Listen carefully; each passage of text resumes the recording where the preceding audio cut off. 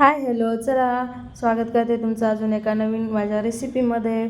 तर आज आपण करणार आहोत वरण चिकुल्या. तर त्यासाठी इथे बघा मी तुरीची आणि मुगाची डाळ दोघेही समप्रमाणामध्ये घेऊन स्वच्छ पाण्याने धुवून तर म्हणजे शिजत घातल्या. त्याला 3 शिट्ट्या देऊन घेतल्या आणि तोपर्यंत इकडे लगेच दुसरं कुकर तापत ठेवलं. त्याच्यावरती त्याच्यामध्ये टाकलं मी तेल, त्यामध्ये टाकले हळद, जिरे आणि मोहरी याची फोडणी दिली. त्यानंतर मस्त त्या तडक्यामध्येच कोथिंबीर टाकली आणि छान अशी जी शिजलेली डाळ होती ती घोटून घेतली आणि ती त्यामध्ये टाकली. तर ही रेसिपी ना मी माझ्या सासूबाईंकडून शिकलेली आहे.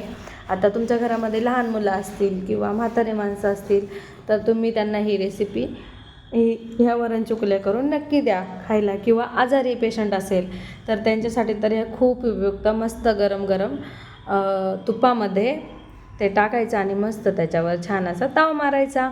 तर चला याची पूर्णपणे रेसिपी आता आपण बघूया.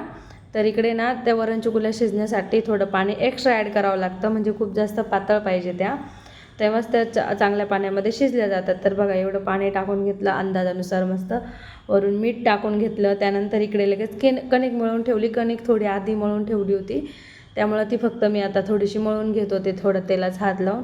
त्यानंतर कणिक मळून घेतली, त्याच्यावाले छोटे छोटेसे गोळे करून घ्यायचे कणकेचे. तर हे बघा इकडे असे गोळे करून घेतले आणि याला कसं लाटायचं ते बघू शकता. थोडंसं नॉर्मल तेलाचा हात लावायचा आणि मी जे दाखवते ना तर ह्या पद्धतीमध्ये मस्त छान अशा लाटून घ्यायच्या. आता इकडे आमच्या मुलांची तर लुडबुड सुरूच असते. सो म्हटलं चला त्याला पण घेऊ द्या व्हिडिओमध्ये, कशाला उगा डिलीट करायचं नाही का.